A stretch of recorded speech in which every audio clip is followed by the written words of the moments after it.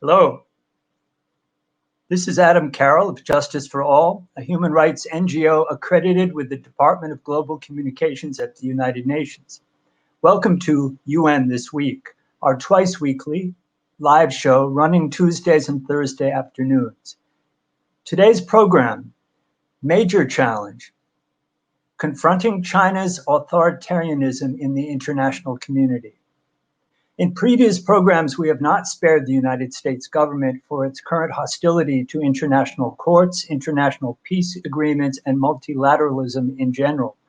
Though U.S. double standards in human rights protection are not new, the Trump administration has damaged the U.S. government's already complicated reputation and hindered its positive capacity for global leadership.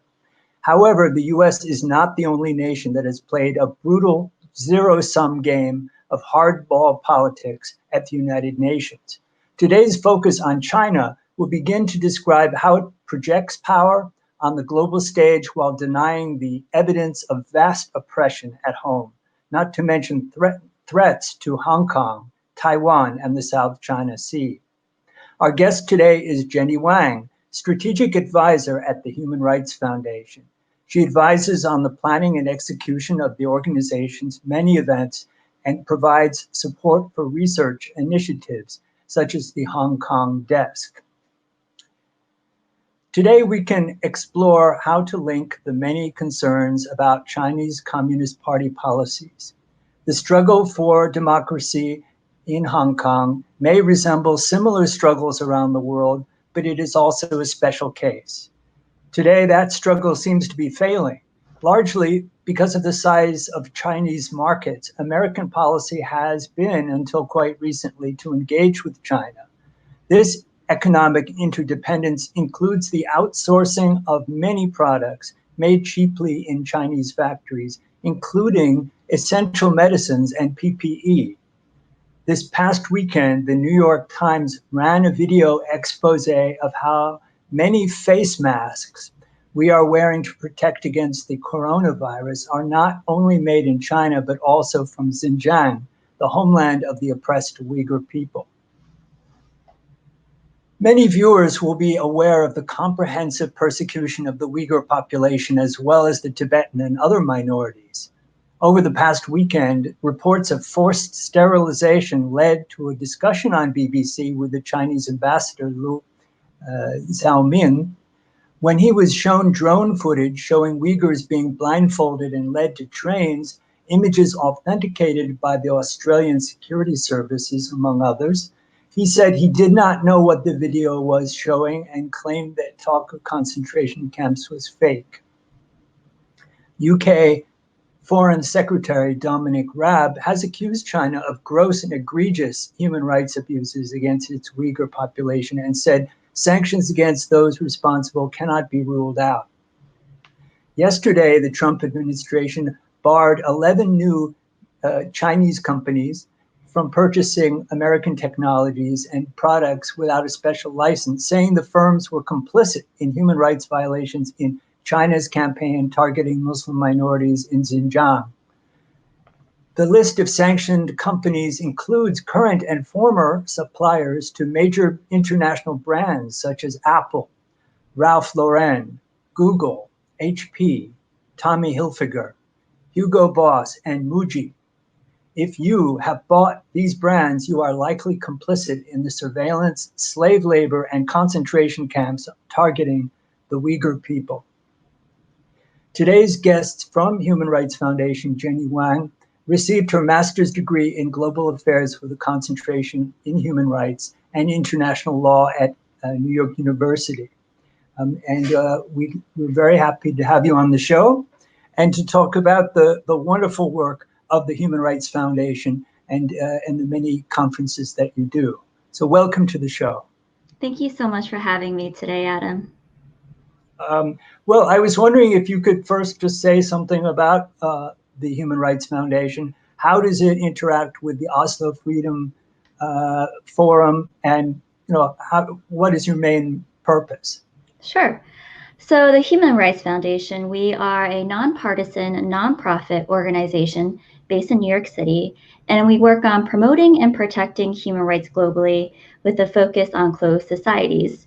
So that means countries with authoritarian regimes. Our work is mainly in three main pillars. Our first pillar is amplifying activist voices. So we like to give our international stage and our platform to activists from these authoritarian regimes to share their stories. Our second main pillar is connecting activists with folks from various industries.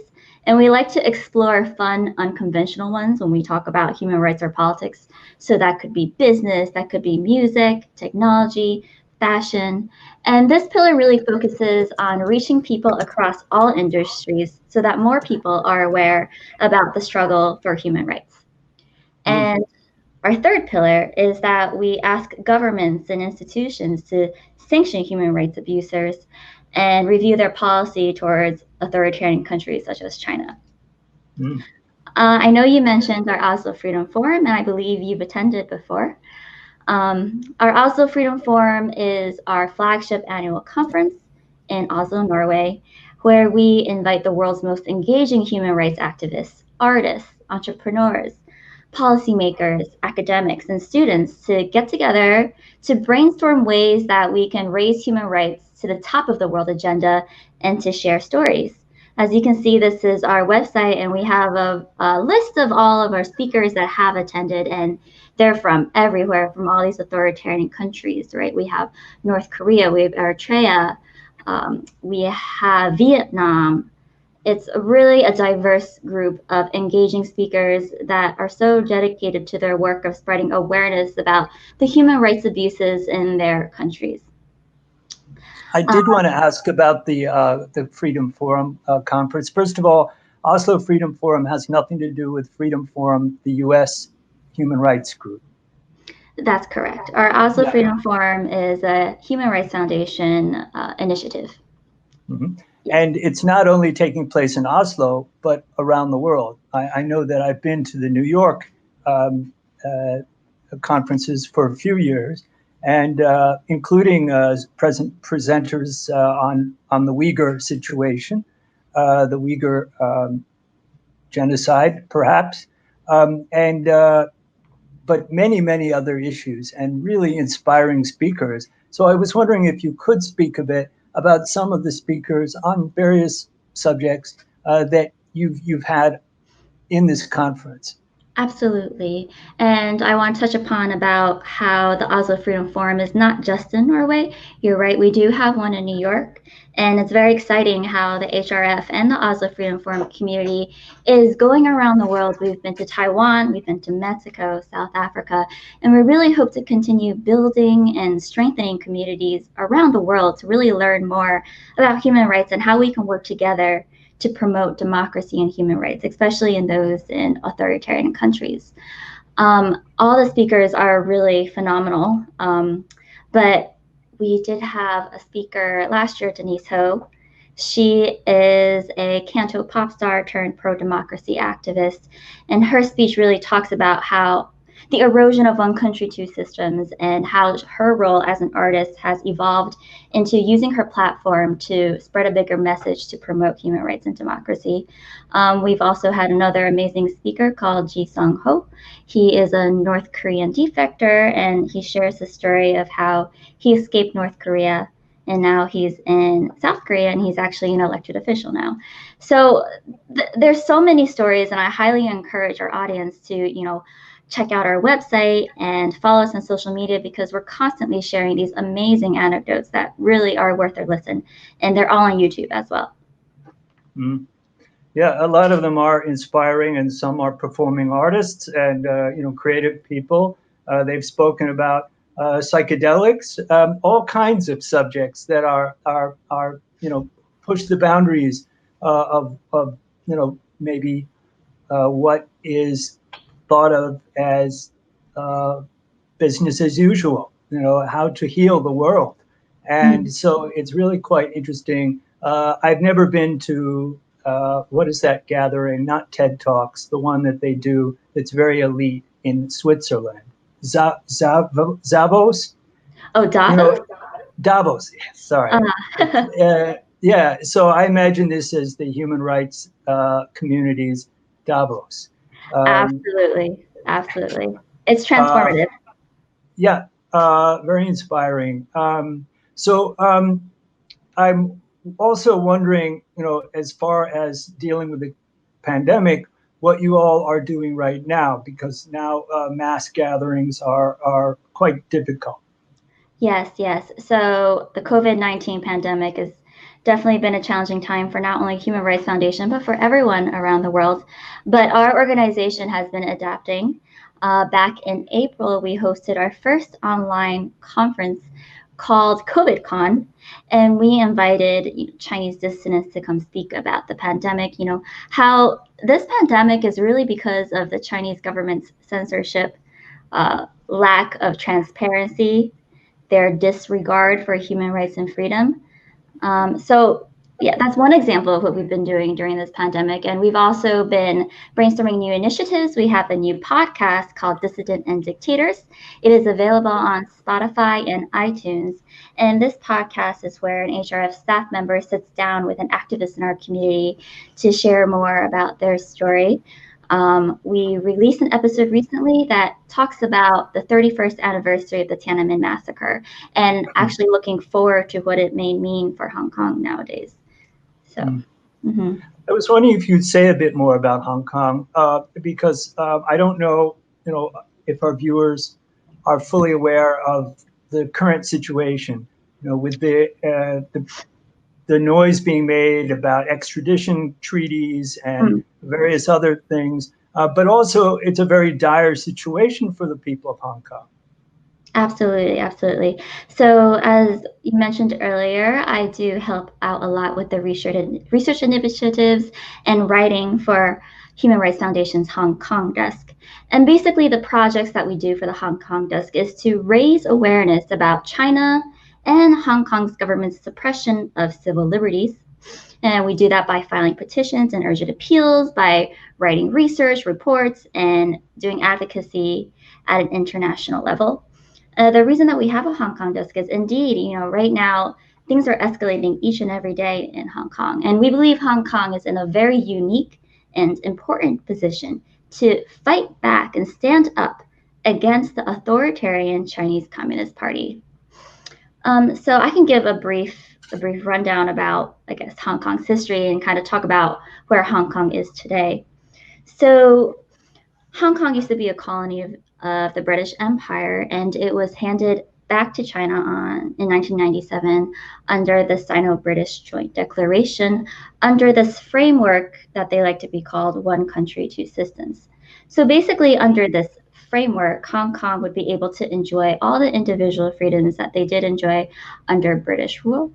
And they would have all the freedoms guaranteed under the Universal Declaration of Human Rights and the ICCPR International Covenant on Civil and Political Rights. So that includes freedom of religion, freedom of speech, freedom of peaceful assembly, etc.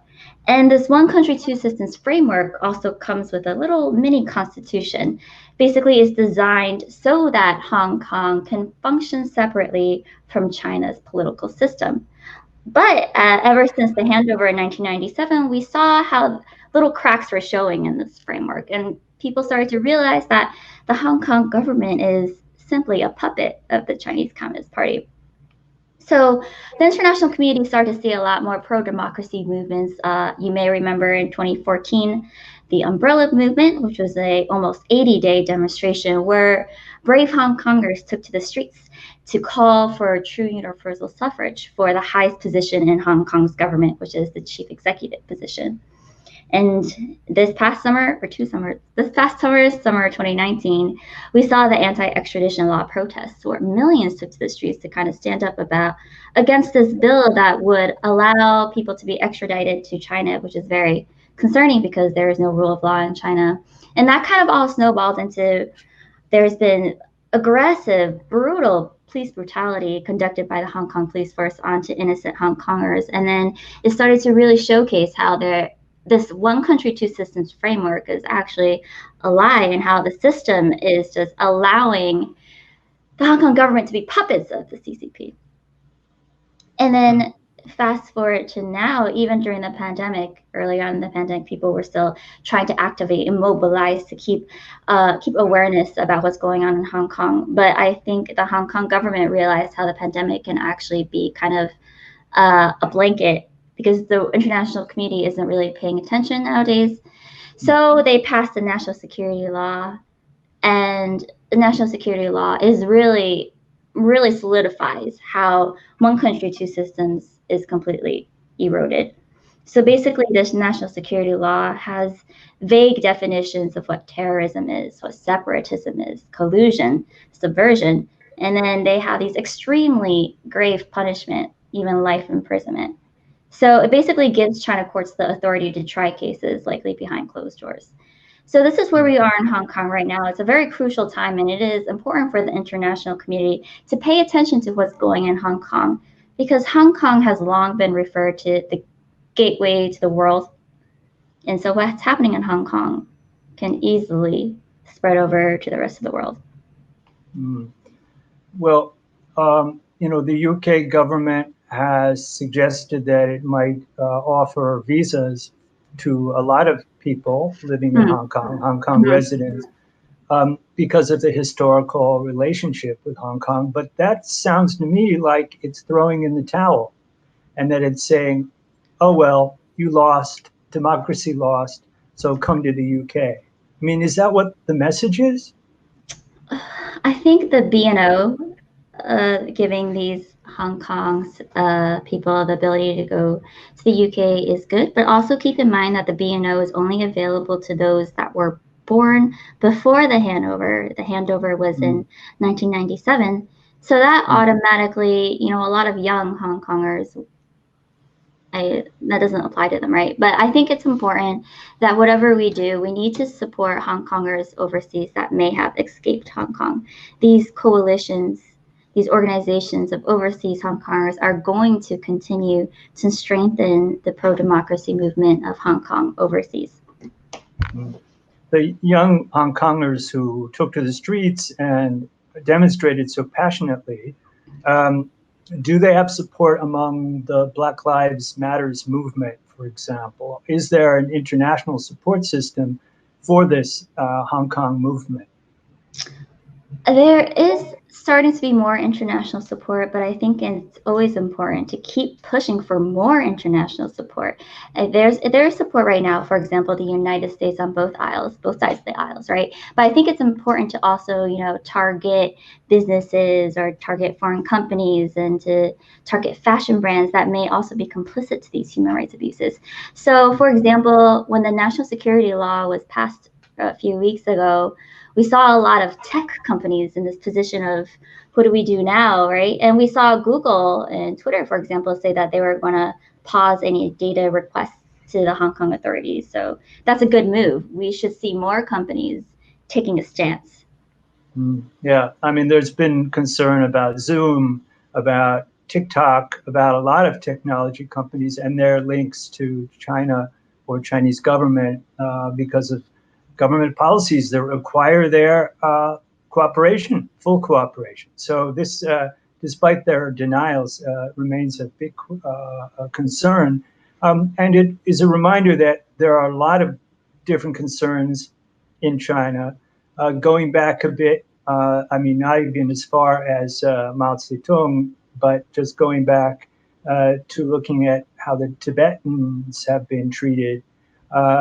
You can see a lot of the same techniques and surveillance tools and breaking up the family and all of that being visited now on the Uyghur. And I was wondering if you could speak to this as a pattern. And is it only the current president, or is this something that the Communist Party is basically promoting? Absolutely. I think the Tibetan people have been living under Chinese government's authoritarian rule for more than 60 years, right? Tibet is often referred to as the world's largest open air prison. There's severe infringement of freedoms. There's a denial of freedom of speech, press, expression, religion. On the topic of breaking promises, I do think there is a trend of how the Chinese government continues to break promises. We saw in 1950, there was the 17-point agreement drafted by the Chinese government, and it is believed to be signed by Tibetan representatives under duress. And basically, this agreement indicates that the Tibetan people would have true autonomy, but we saw how that promise has been broken. So absolutely, the same things that happened in Tibet, we're seeing happening now onto the Uyghur Muslims, right? We're seeing a severe political, cultural, and religious suppression, right? So similar in Tibet, we saw the destruction of monasteries such as Larangar. In Xinjiang, East Turkestan, we see the destruction of mosques, right? It's a history repeating itself, and I think it's really because the rest of the world did not take concrete action against the CCP when these atrocities were unfolding in Tibet. And we should have demanded accountability for the CCP's action in Tibet decades ago. So because the international community did not take concrete actions back in the 1950s, 1960s against the CCP's atrocities in Tibet, I think the CCP felt emboldened. So I don't think it's a Chinese president issue. I think it's just that the party itself feels like they can get away with anything, right? So exactly, we see history repeating itself. These same abuses in Tibet are happening to the Uyghur Muslims, and we are starting to see the same inklings of this in Hong Kong too. So for example, inciting separatism, right? This is something that the Chinese government always talks about in Hong Kong, now in Hong Kong, Tibet, and East Turkestan, Xinjiang. Yeah, I mean, you can call it East Turkestan, or you can call it the Xinjiang Autonomous Republic, but there is no autonomy. I mean, far from it, right? It's really an occupation. So this kind of repression seems to have no cost in the international community. There are complaints. I understand the human rights, the UN Human Rights Commissioner has wanted to visit, but she's setting conditions, normal conditions, that she'll have a free, ability to ask questions of anyone, and of course they won't let that take place. That when some of us met with the Chinese ambassador to the UN just before the pandemic. And we brought along Aydin Anwar, who was one of our Uyghur staffers. He just yelled at her and absolutely tried to crush her as a human being. And it was shocking to everyone in the room. It was a group of NGOs, because we could see that whether it was the emotional impact of denial or what it was, whether it was hatred and racism, that we were dealing with something that wasn't rational. So because up to then he had been a very clever diplomat, and talked, a good game. So I think that we are dealing with something that will take a lot of pressure and needs to be faced by the Chinese people themselves in terms of accepting their diverse ethnic minorities. But meanwhile, the complicity of Western and world companies does need to be remembered, and we need to make choices about who we buy from. At the UN, though China has signed on to the genocide treaty, right? Nobody dares to call this genocide. Yes. And while one might argue either way, certainly the systematic character of this repression, even including forced sterilization, right, really leads to the necessity of discussing genocide, and yet there's very little traction. So what is your suggestion about getting more traction at the United Nations? The United Nations, yes. I think, first of all, at a state level, these governments need to be taking more concrete action, speaking up against the Chinese Communist Party. So I know, for example, Prime Minister Jacinda Ardern yesterday at a Chinese business summit in New Zealand actually spoke up against the treatment of Uyghur Muslims and spoke up against the national security law and spoke up about Taiwan's exclusion from the World Health Organization. I think this is a very promising step, and more leaders need to do this and then bring it up another level to the international institution level, so the UN. And I think right now China has really big pull and influence in the United Nations, right? And I think the United Nations needs to evaluate, maybe reform, but we do need a global governance system that works. Mm. What is your own thought on WHO, the World Health Organization, and whether it was too soft on China in the weeks leading up or starting the pandemic?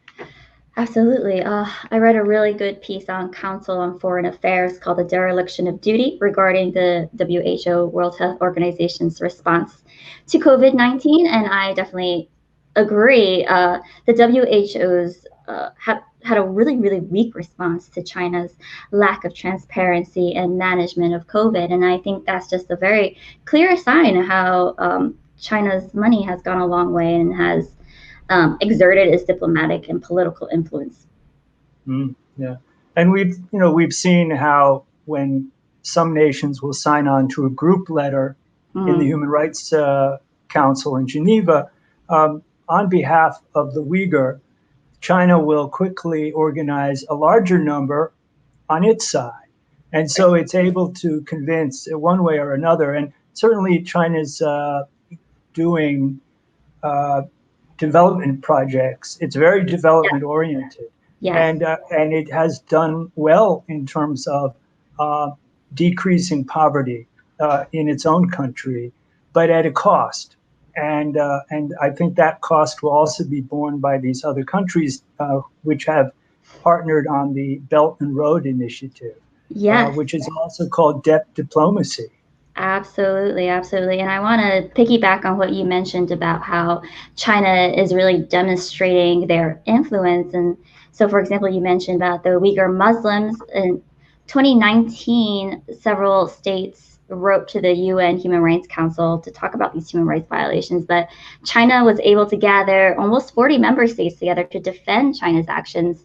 And of these member states that defended China, they were also beneficiaries of the Belt and Road Initiative. So everything's interconnected. And the Belt and Road Initiative is one of Xi Jinping's signature projects. And it's a project of how he's tying everything together, economy, politics, etc. I think the debt diplomacy aspect of it is very concerning from a security military standpoint. So, for example, we've all heard of Hambantota port in Sri Lanka, which was handed over to China on a lease for 99 years. And these are strategic points of interest, and China, the Chinese government is having access to that. Yeah, no, that's very distressing. And just to say that, speaking of Taiwan in the UN, I don't know if all the viewers realize that Taiwan has been totally excluded from the UN. I was wondering if you could speak to that. Absolutely. So Taiwan is often referred to as the international orphan. So for those of you who may have heard of Taiwan, you may know that Taiwan has a defined territory, a permanent population, a government that is capable of entering relations. And these are all the criteria of the 1933 Montevideo Convention. But despite all that, Taiwan is not a member of the United Nations. Taiwan only has about 15 formal diplomatic allies. And so because of that, Taiwan's government is not able to go attend the UN General Assembly, for example, or, Taiwanese girls are not able to go attend the CSW every year. And it's alarming, but when you think about it, there's also this impact on the individual level. If you are a Taiwanese person, you cannot even enter the headquarters of the UN. If you are a Taiwanese journalist, you can't even go cover the stories that are happening there. If you're a tourist or a visitor, you can't even go in. So I think this is an issue that not a lot of people know about. So yeah, Taiwan's exclusion from the international community is very alarming. And we saw that a lot earlier this year when the pandemic broke out. Taiwan's response to COVID-19 has been internationally lauded and is highly because of Taiwan's democratic values and commitment to human rights, which is very different from the giant across the strait. Well, as far as Taiwan's hope to get back in, I mean, there are small nations with small populations in Micronesia and elsewhere that are member states of the UN. But how many people live in Taiwan? 23 million, 23, 24 million. Yeah. And your family originally comes from there, though you grew up here. Yes, that is correct. I was born in the United States to Taiwanese immigrants.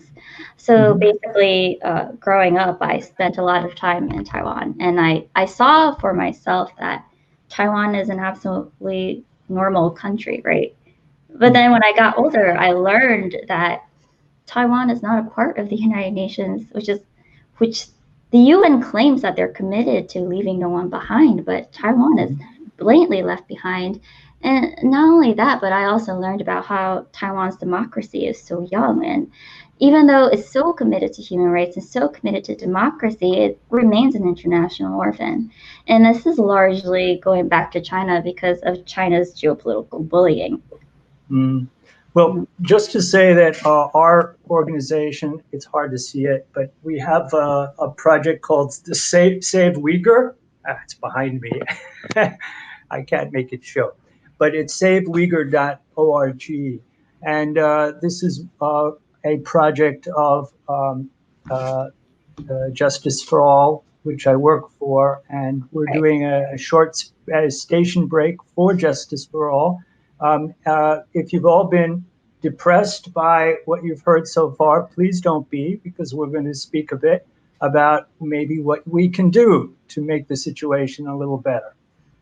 So stay tuned.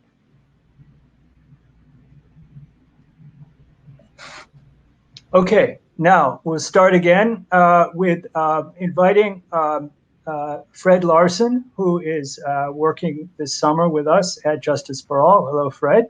Hello.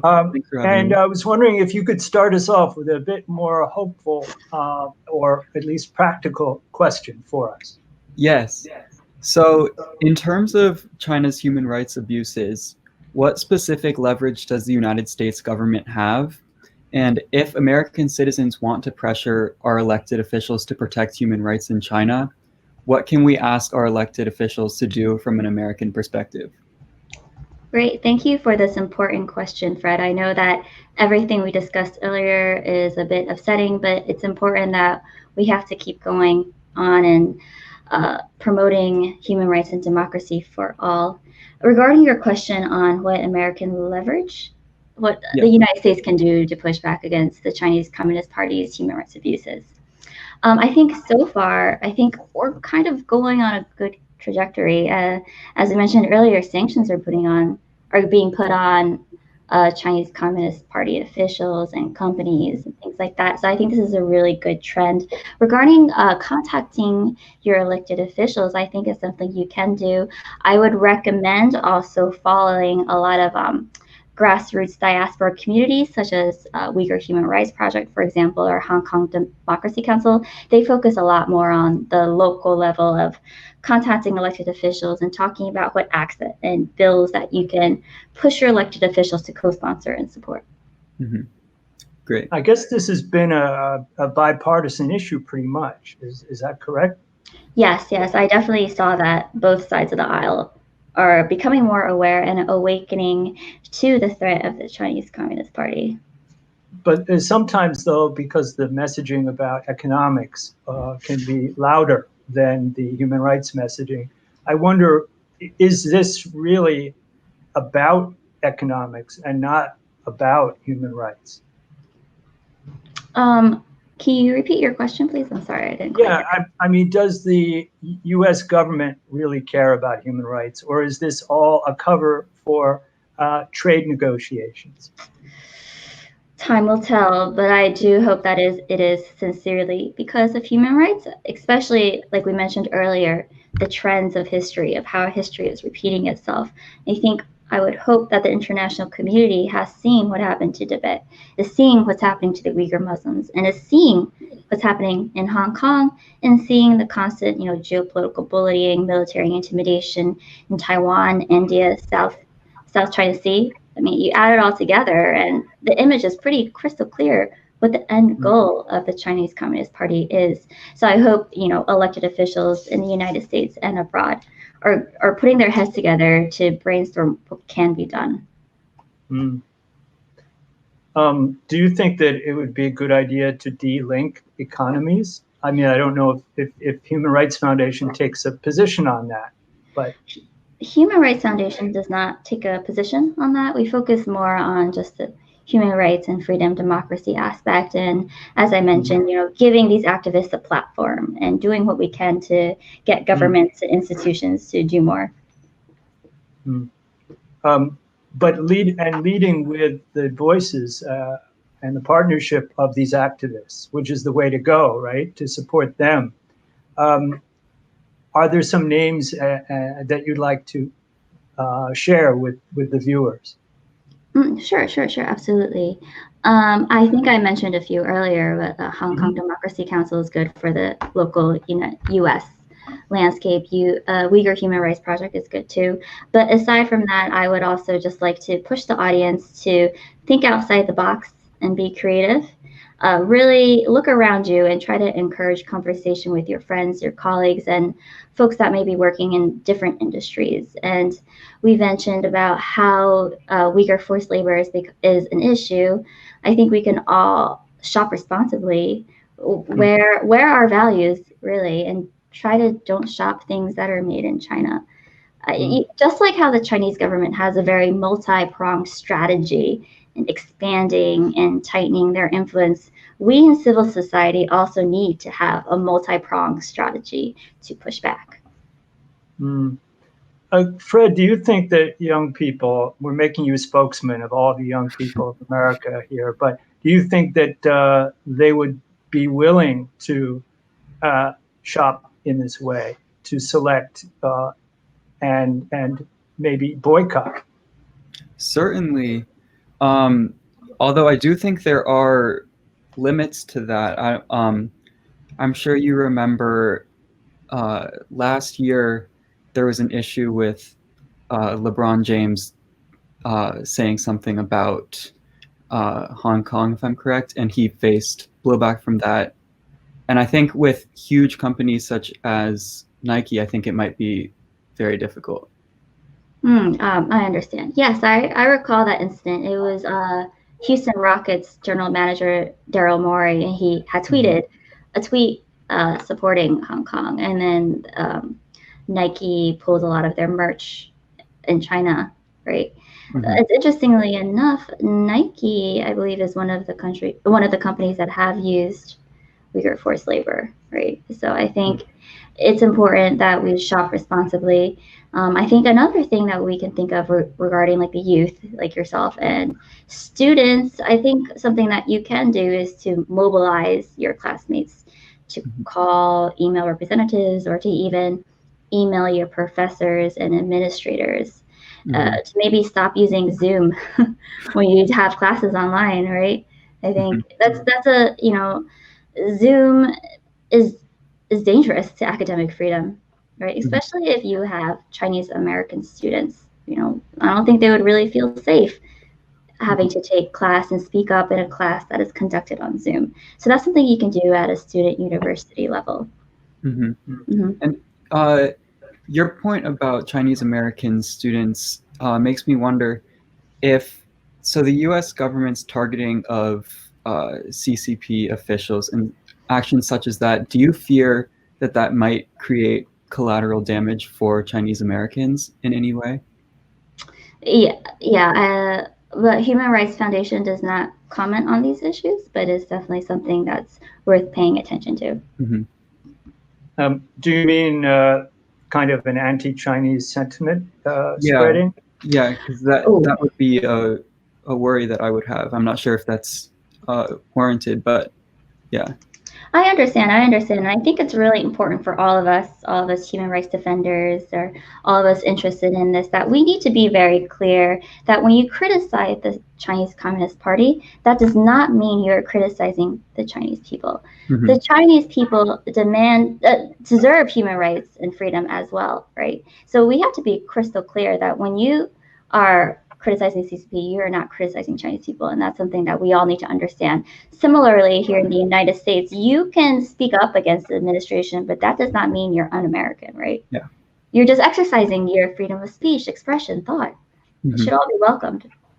Unfortunately, some people don't understand the difference, including our president. When the pandemic really kicked in New York, we saw hate crimes against Asian people really increase. And it was partly in reaction to all the, the signaling in the right-wing social media, including President Trump's Twitter account.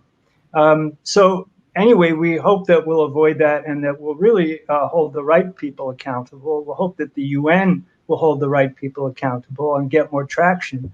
And whether it's about China or it's about US or Russia or any of the other countries, we all can share a real sincere concern about rising authoritarianism. And so appreciate that Human Rights Foundation is a solid player in that field, trying to protect human rights everywhere. So we're looking forward to when finally you're able to do these in-person conferences again. But any events coming up in the near future, online or elsewhere? Definitely follow Human Rights Foundation on Twitter and Facebook and Instagram, because we are constantly posting any new updates we have, posting stories of our activists. But definitely stay tuned, because given the pandemic, we're definitely always brainstorming ways to host impactful virtual conferences and events. And you can follow our podcast, Dissidents and Dictators, on iTunes and Spotify. Even though we are not able to physically get together, we are still able to spread our important message of protecting and promoting human rights for all. And I would like to end this episode with my favorite quote, and I hope it inspires our audience and you, Fred and Adam. And it is, quote, "If you think you are too small to make a difference, try sleeping with a mosquito." And this was from His Holiness the Dalai Lama. It keeps me rooted and inspired, and I hope it inspires you all as well. Great. Thank you. That's a great way to go out. But the link we just posted and will be in the comments is about tomorrow's hearing in the Senate. It's on the surveillance of the Uyghur people. And you can just click on that link and you can watch it at 10 a.m. tomorrow. Any last thing to say about tomorrow's hearing? I'll be tuning in for sure. And I think it's not only about the surveillance on Uyghur Muslims, but of course there's still ongoing surveillance on Tibetans inside Tibet. So I think this is a very important issue that needs to be addressed. So I'll be tuning in. Good, good. Well, hopefully we can all join together, because that will give us strength to really confront China and all its allies. So thank you so much, Jenny. Thanks, Fred. And until next time, this Thursday, we'll see you then. Thank you. Bye. Bye. Thank you. Bye.